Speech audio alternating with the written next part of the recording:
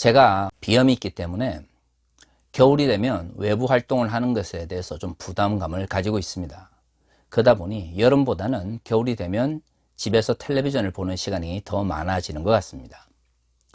정해놓고 프로그램을 보는 건 아니지만 요즘에 즐겨보는 프로그램 중에 뭉쳐야 찬다라는 프로그램이 있습니다. 왕년에 각 분야에서 잘 나가던 선수들이 모여서 축구를 하는 프로그램입니다. 많은 분들이 좋아하시리라고 생각을 합니다. 사실 그 사람들보다 축구를 잘하는 사람들은 세상에 널려 있습니다. 왜 그 프로그램을 볼까요? 그렇죠. 사람들이 실수하는 것을 원하기 때문입니다. 각 분야에서 혹은 올림픽에서 세계선수권에서 단순히 국내에서 잘하는 것이 아니라 세계적으로 1, 2위를 해본 사람들이 축구라고 하는 전혀 다른 분야에서 모여서 경기를 합니다. 당연히 선수가 아니니까 실수를 할 수밖에 없는 것이죠. 잘하지 못하는 것에 대해서 사람들이 보면서 즐거워합니다. 그렇습니다. 사람들이 그 프로그램을 보면서 각각의 선수들이 정말로 프로 축구 선수들처럼 축구를 잘하기를 원하지는 않을 것입니다. 왜 그럴까요? 자신의 분야가 아니기 때문입니다. 사람들이 원하는 프로페셔널이라고 하는 것은 자신이 오랫동안 수고하고 노력하고 그리고 그것에 의미를 두었던 직업 혹은 직종을 이야기합니다. 자신이 잘하지 못하는 분야에서 잘하지 못하는 것은 너무나 당연한 것이죠. 그렇기 때문에 뭉쳐야 찬다는 다큐멘터리가 아니라 예능일 수밖에 없습니다. 세상 사람들이 일반적으로 생각하는 직업윤리란 바로 그런 것입니다. 사실 직업윤리라는 것이 일반적으로 교회 밖에 사용되지만 이 용어는 교회 안에서도 사용되어야 합니다. 왜냐하면 목사라고 하는 직업 역시도 이 사회 속에서는 하나의 직업 혹은 직종이기 때문이죠. 단지 목사라고 하는 직업이 일반적인 직업과 다른 것은 그 동력이 교회 밖의 다른 직업들과는 다르다는 것입니다. 우리는 자본주의 사회 속에서 살아갑니다.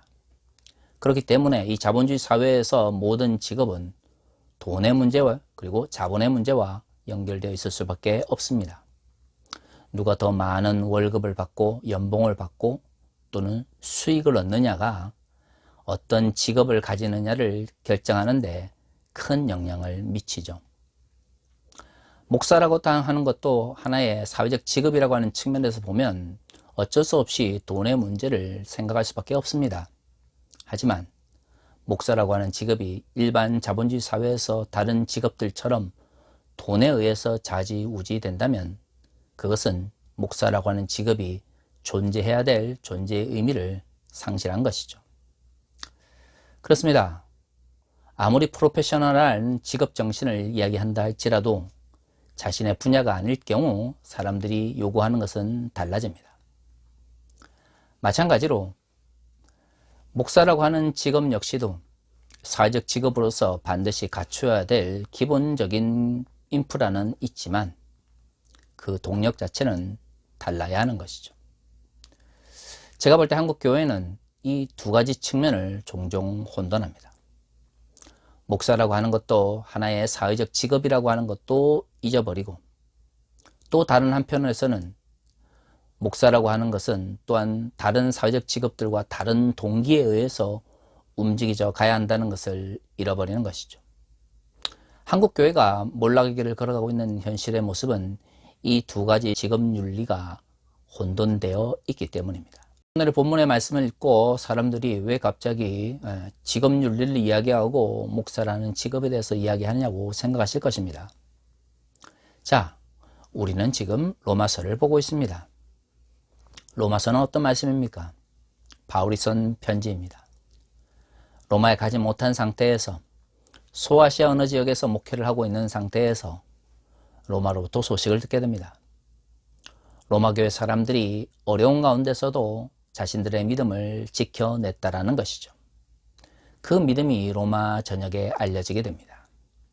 바울이 이들을 위로하며 그들 가운데 있는 문제점들을 해결하기 위하여 편지를 씁니다. 로마서 1장에는 하나님께서 원치 않는 죄악에 대한 이야기가 나옵니다. 아마 로마 교회 내에서 그러한 죄악들이 있었던 것 같습니다. 하지만 2장과 3장을 살펴보면 로마 교회는 또 다른 더 큰 문제가 있습니다. 유대인이라고 스스로 자부하면서 비유대인을 향하여 자신들과 다르다라고 차별하고 억압하면서 또 다른 사람들을 향해서 죄악을 지적질하면서 스스로 그 죄악에 빠져 있는 사람들을 향하여 바울이 비판합니다. 우리가 잘 아는 로마서는 이신칭의라고 알려져 있지만 로마서는 좀 더 다양한 이야기들을 담고 있습니다. 오늘 우리가 읽은 이 본문의 말씀 이전에 바울은 끊임없이 고난의 문제와 죄악의 문제, 자기 스스로도 죄악을 저지르면서 타인을 비판하는 사람들을 향하여 그 문제를 지적하고 있습니다. 그리고 오늘의 본문의 말씀이 있는 것이죠.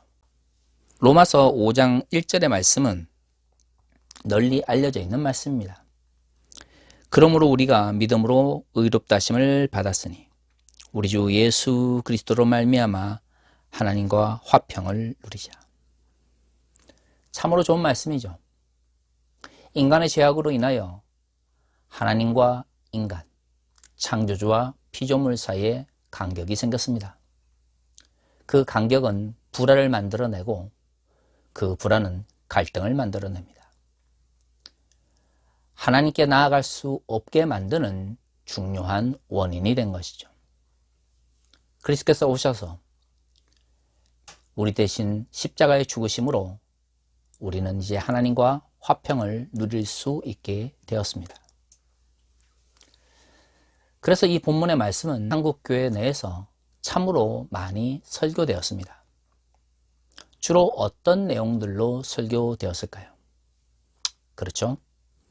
하나님께서 예수 그리스도를 통하여 우리와 화평케 하셨으니 이제는 우리가 주님 안에서 잘 먹고 잘 살면 됩니다. 그런 식으로 번영신학적인 관점 속에서 이 본문이 해석되었습니다.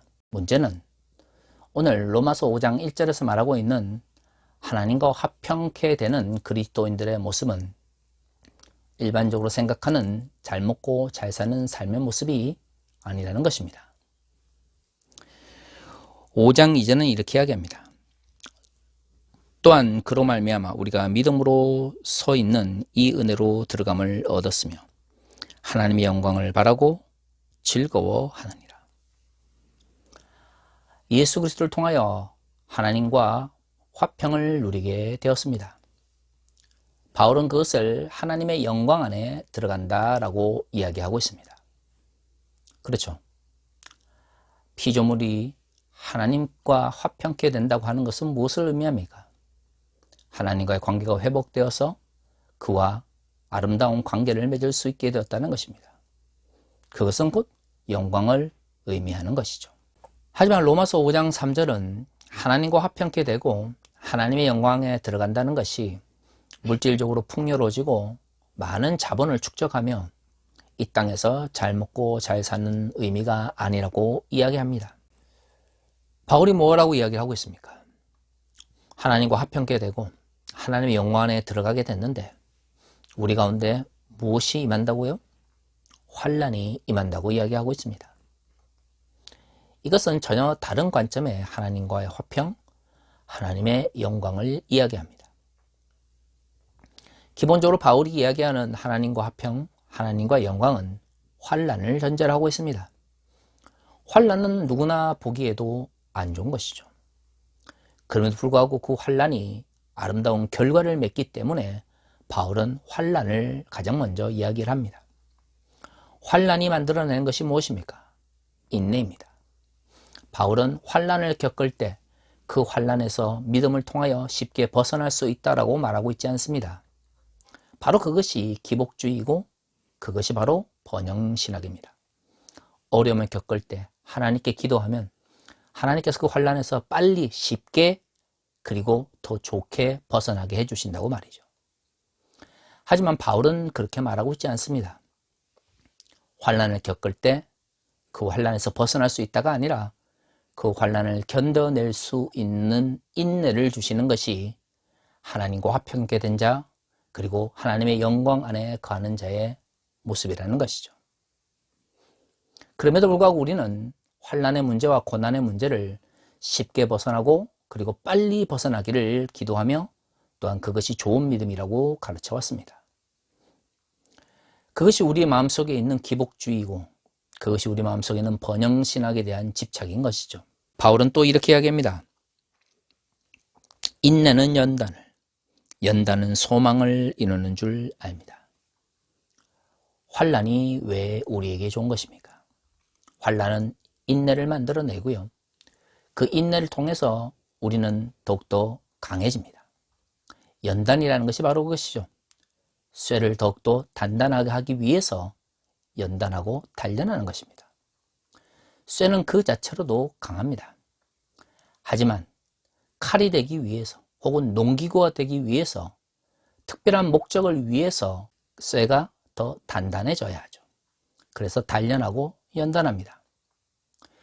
우리에게 환난이 주어지는 것도 마찬가지입니다. 사람들은 누구나 환난을 싫어하지만 그 환난을 통해서 인내를 배우게 되고 그 인내는 결국 우리를 더욱더 강건하고 단단하게 만듭니다. 그래서 하나님의 나라를 위해서 사용될 수 있도록 준비시키는 것이죠. 그렇게 연단이 된 사람들만이 소망을 가질 수가 있습니다. 소망이 무엇입니까? 아직 이루어지지 않은 것을 꿈꾸는 것입니다. 현실 속에서 우리의 모습 속에서는 이루어질 것 같지 않은 미래의 긍정적인 이야기들을 지금 우리가 현실 속에서 꿈꾸고 바라는 것이죠. 왜일까요? 그것이 이루어질 것이다 믿기 때문입니다. 그것이 바로 소망입니다. 현실은 어둡지만 그 현실을 극복해낼 수 있다. 현실은 어둡지만 이 왜곡된 사회적 구조와 잘못된 체제를 바꿀 수 있다라고 하는 강한 확신을 가지는 것, 그것이 바로 소망입니다. 소망은 단순히 내가 그것을 가지고 싶다고 해서 가져질 수 있는 것이 아닙니다. 바울은 무엇이라 말하고 있습니까? 환난은 겪은 자만이, 그리고 그것을 믿음으로 견뎌내고 참아낸 사람만이, 그것을 통해서 더욱더 단단해진 사람만이 진정한 소망을 가질 수 있다라고 말하고 있는 것이죠. 그렇습니다. 바울이 말하고 있는 하나님과 화평케 된 자, 하나님의 영광 안에 거하는 자는 잘 먹고 잘 사는, 그리고 물질적 풍요가 넘치는 자본주의적 인간이 아닙니다. 환난 가운데서도 인내하며 이를 통해서 연단하며 준비하는 사람. 그래서 하나님께서 주실 미래를 바라보며 현실의 불의와 잘못된 것들을 바꾸어 나아가는 진정한 꿈을 가진 자, 즉 소망을 품은 자만이 하나님께서 원하시는 화평케 된 자, 하나님의 영광 안에 거하는 자인 것이죠. 그럼에도 불구하고 오랫동안 한국 교회는 오늘의 본문의 말씀을 가지고 기도하면 하나님께서 물질적 풍요를 주신다, 우리가 환난을 겪고도 기도하면 다 해결된다, 어려운 가운데서 잘 참아내면 더 좋은 걸 주시고 더 많은 걸 주신다라고 물질주의적으로, 기복주의적으로 번영신학적 관점 속에서 오늘의 본문을 해석했습니다. 단순히 그리스도인들 뿐만이 아닙니다. 많은 목회자들도 오늘의 본문의 말씀을 자신의 목회 가운데 그렇게 적용을 했습니다. 지금은 성도가 적고 지금은 상가 건물에서 혹은 반지하에서 목회를 하지만 하나님께서 어려운 가운데서 잘 견디게 하시면 큰 교회의 목사가 되고 대형교회 목사가 될 것이다. 목회라고 하는 것이 과연 그러한 목적을 위해서 존재하는 것일까요? 많은 성도들을 모으고 대형 건물을 가지고 유명해지는 것, 그것이 과연 목사의 역할일까요? 목사는 말이죠, 성공이나 아니면 잘됨을 위해서 존재하는 직업이 아닙니다. 목사는 하나님의 나라를 위해서 달려가는 사람들이죠. 그것이 우리의 동기가 되어야 합니다. 그런데 이 땅의 많은 목회자들이 지난 20, 30년 동안 기복주의와 번영신학이 넘치는 이 땅 위에서 목사라고 하는 직업에 대해서 잘못된 직업의식을 가졌던 것입니다. 마치 구멍가게에서 출발해서 하나님의 축복으로 도깨비 방망이처럼 몇십 년 목회를 하면 엄청나게 큰 교회 목사가 되어서 부귀영화를 누리는 것을 목회자의 존재 이유인 것처럼 가르치고 생각해 왔던 것이죠. 2020년과 21년을 강타하고 있는 코로나 팬데믹은 한국교회의 그런 왜곡된 욕망을 가감없이 드러내었습니다.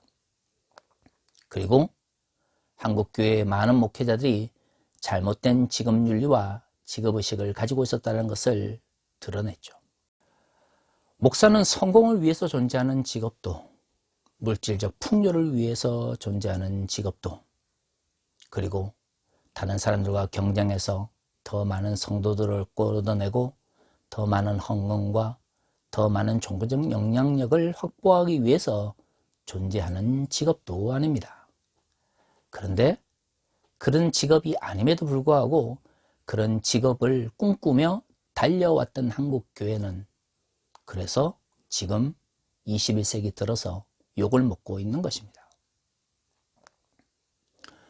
축구 선수에게 농구를 잘하기를 기대하지 않습니다. 왜일까요? 그 분야를 위해서 훈련되고 준비된 사람이 아니기 때문입니다. 수영 선수에게서 축구를 잘하기를 기대하지 않습니다. 수영 선수는 축구를 위해서 존재하는 사람들이 아니기 때문입니다. 목사에게 많은 성도와 대형 건물, 명성을 기대하는 것은 그 직업의 존재의 의미가 아닙니다. 만약 한국교회가 그러한 것을 당연한 것으로 여기고 지난 20년 동안 한국교회가 그러한 목적을 가지고 신학생들을 교육해 왔다면 그것은 잘못된 직업윤리를 가진 사람들이 잘못된 직업을 선택해서 그 직업을 왜곡하고 있는 것입니다. 성경이 말하고 있는 가치는 일반적인 세속의 가치와 달라야 됩니다. 같은 사회적 직업이라고 할지라도 어떤 측면에서 다른지에 대한 생각이 없다면 그것은 왜곡될 수밖에 없는 것이죠. 그러한 잘못된 인식들이 오늘 성경의 말씀을 왜곡해 왔습니다.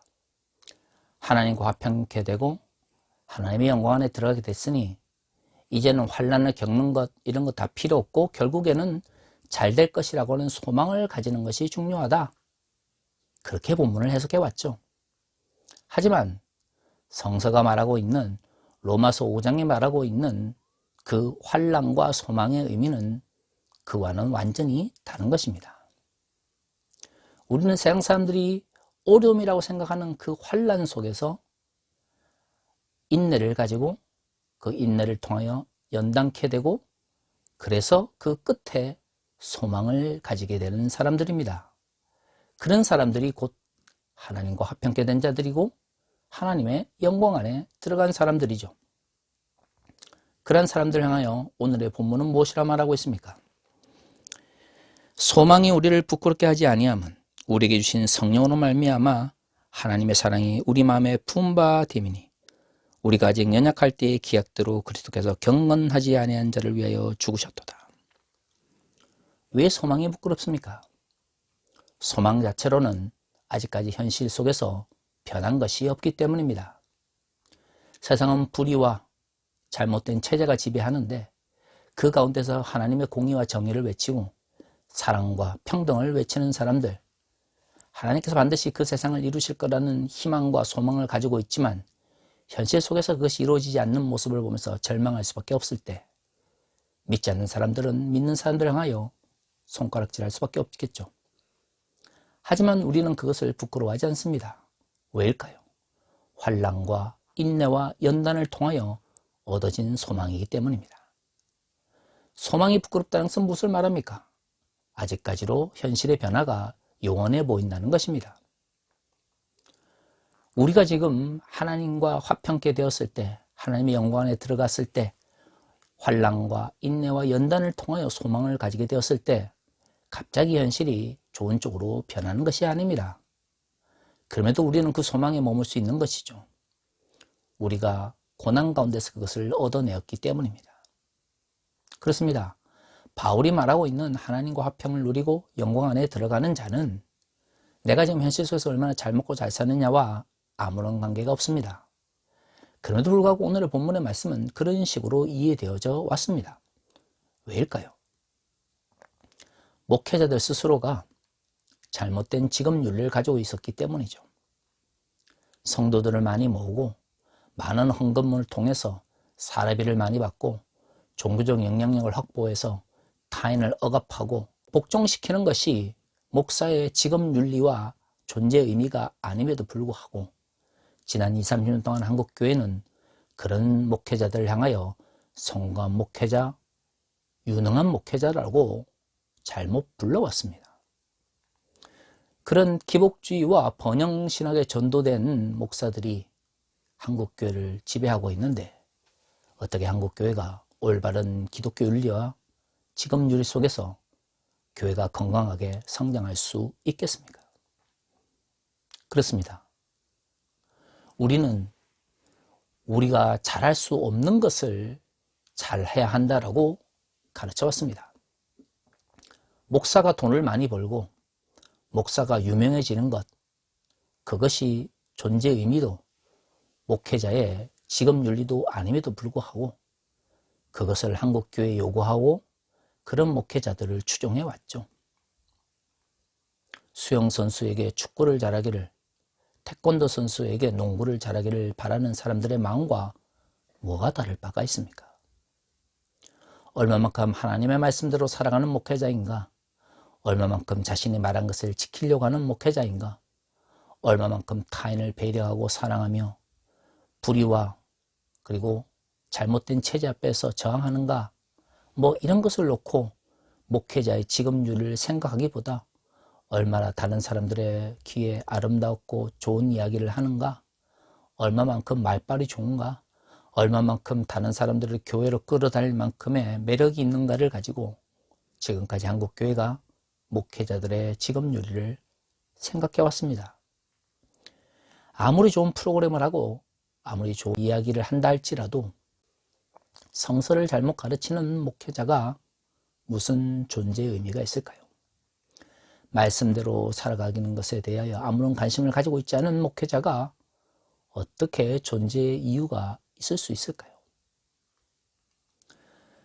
저는 한국교회가 제발 그런 원해서는 안 되는 직업윤리를 요구하지 않았으면 좋겠습니다. 성폭력을 저지르고 타인을 억압해도 성도들만 끌어모을 수 있는 매력이 있다면 목사라고 불릴 기독교는 하나님의 말씀과는 아무런 관계가 없는 것입니다. 사랑하는 성도 여러분, 여러분들은 목회자가 왜 존재한다고 생각하십니까?